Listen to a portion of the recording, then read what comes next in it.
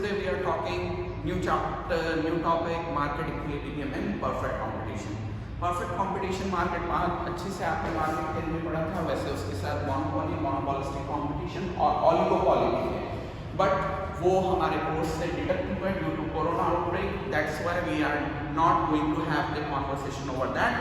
सो आज हम डिस्कस करने जा रहे हैं मार्केट इक्विलिब्रियम को एंड परफेक्ट कंपटीशन. सबसे पहले मार्केट इक्विलिब्रियम होता क्या है? तो मार्केट इक्विलिब्रियम मार्केट की वो स्टेट है जहां पर market demand is exactly equal to market supply. अगर आपको याद हो तो जब मैंने डिमांड और सप्लाई के टॉपिक्स पढ़ाए थे तो मैंने आपको उसमें बताया था दो तरह की डिमांड और सप्लाई होती है. इंडिविजुअल, जो एक इंडिविजुअल प्रोड्यूसर या कंज्यूमर करता है, दूसरा होता है मार्केट डिमांड और market supply. Market demand, market में जितने भी कंज्यूमर हैं उन सबकी टोटल डिमांड का सम जो होता है वो मार्केट डिमांड होती है, और मार्केट सप्लाई का मतलब होता है पूरे मार्केट में जितने भी सप्लायर है, प्रोड्यूसर्स हैं, उन सबकी सप्लाई का टोटल जो होता है वो मार्केट सप्लाई होते हैं. तो हम यहाँ डिस्कस करने जा रहे हैं कि मार्केट इक्विलिब्रियम के अंदर total market demand is exactly equal to market supply. और जब मार्केट डिमांड और मार्केट सप्लाई बराबर है, इसका मतलब ना तो मार्केट में एक्सेस डिमांड है ना एक्सेस सप्लाई है.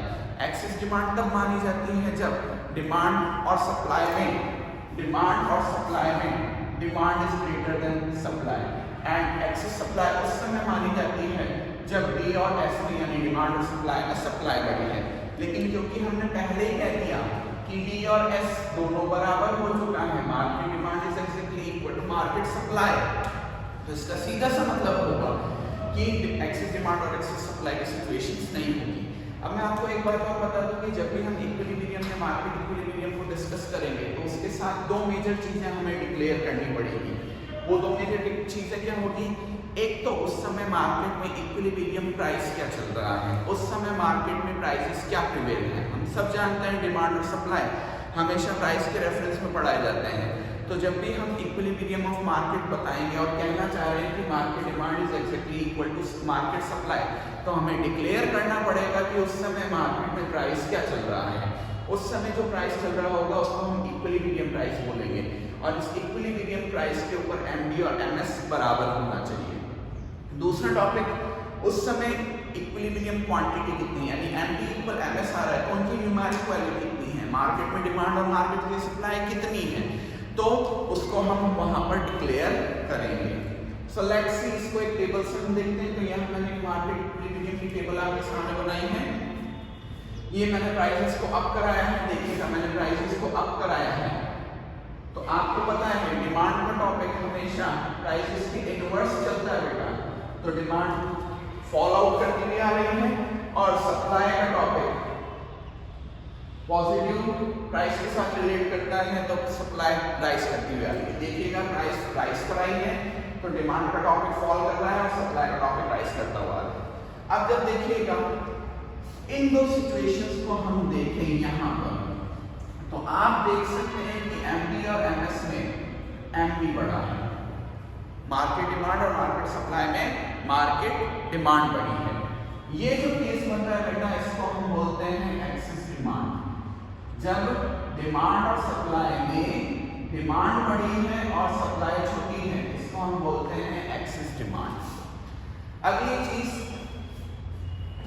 इस जगह हम देखें, इन दो सिचुएशंस को हम देखें, तो यहाँ मार्केट डिमांड और मार्केट सप्लाई में मार्केट सप्लाई बढ़ी है, इसको हम बोलते हैं बेटा एक्सेस सप्लाई. एक्सेस सप्लाई इस समय एमडी और एमएस में एमएस बढ़ा है. लेकिन ये वो जगह है जहां पर एमडी और एमएस बराबर आ रहा है. ये एमडी इक्वल एमएस, हम इन दोनों 30s की बात कर रहे हैं, ये दोनों बराबर आ रहे हैं. ये वो पोजीशन है जहां पर मार्केट इक्विलिब्रियम पे है. इक्विलिब्रियम कैसे है? क्योंकि हमने पहले डिस्कस कर लिया एमडी और एमएस बराबर हो रहा है, तो ना तो इसलिए कि एक्सेस डिमांड में ले लेना, एक्सेस सप्लाई में लेना, दोनों बराबर है, तो मार्केट इक्विलिब्रियम में है. अब ये मार्केट इक्विलिब्रियम में है, इस जगह होने का मतलब क्या है? इस जगह दो चीजें हम डिक्लेयर करेंगे. इस समय इक्विलिब्रियम प्राइस कितनी चल रही है? 30 चल रही है, ₹30 चल रही है. और इस समय मार्केट में इक्विलिब्रियम क्वांटिटी क्या चल रही है? तो इक्विलिब्रियम क्वांटिटी के लिए हमें डिमांड और सप्लाई को देखना पड़ेगा. इस समय मार्केट डिमांड और मार्केट सप्लाई दोनों ही 30 यूनिट्स हैं. अब आप कहोगे कि क्या ऐसा होना जरूरी है कि हमेशा ये तीनों फिगर एक जैसे आएंगे? Answer is no. मैं आपको एक डिफरेंट टेबल बना के दे देता हूं। मैंने इस बार प्राइसेस रखी, डिमांड और सप्लाई आपके सामने तीनों यहाँ पर प्लॉट आउट किया। अब देखिए गाइस, मैं प्राइस गिराने के मूड में हूँ, प्राइस गिराते हुए इस टेबल को बनाना चाह रहा हूँ। तो प्राइस गिराते हुए इस टेबल को बनाएंगे तो डिमांड हाई होगी, इंक्रीज होगी और सप्लाई फॉल करता हुआ आएगा, ताकि आपको दोनों आइडिया मिल जाए। चलिए इस बार मैं प्राइस फॉल करा रहा हूँ 100, 40, 60, 80 एंड 20। ये मैंने प्राइसेस को फॉल करा दिया। अब प्राइस फॉल करा रहा हूँ तो डिमांड राइज करते हुए आएगी। लेट इट बी, मैंने डिमांड राइज करा दी 10, 20, 30, 40, 50 और इस समय सप्लाई फॉल करती हुई आएगी। Let it be 50, 40, 30, 20 and 10। अब देखिएगा यहां पर आप देखेंगे तो यहां तक डिमांड और सप्लाई में एमडी और एमएस में आपको एमएस बड़ा मिलेगा, मार्केट सप्लाई बड़ी मिलेगी। ये एक्सेस सप्लाई का केस है।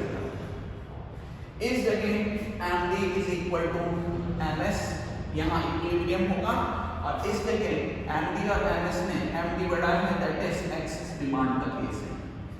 अब यहाँ पे जब मैं इक्विलिब्रियम ढूंढूंगा तो इक्विलिब्रियम मिलेगा इस जगह। इक्विलिब्रियम चल रहा है इस जगह, तो इक्विलिब्रियम प्राइस इस बार आ रही है बेटा 60 की और इक्विलिब्रियम क्वांटिटी जो आ रही है बेटा, इक्विलिब्रियम क्वांटिटी जिसमें एमडी इक्वल एमएस हो रहा है तो वो आ रहा है 30 का। तो ऐसा जरूरी नहीं है कि तीनों ही फिगर का बराबर होना जरूरी है, मैंने आपको दोनों बता दिया। हाँ, लेकिन ये बात जरूर ध्यान रखिएगा कि इक्विलिब्रियम हो रहा है तो उस समय एमडी और एमएस का फिगर सेम होना चाहिए। अगर एमडी और एमएस का फिगर अलग अलग है तो वो इक्विलिब्रियम का सिचुएशन नहीं है, वो या तो एक्सेस डिमांड का सिचुएशन है या फिर वो एक्सेस सप्लाई का सिचुएशन है।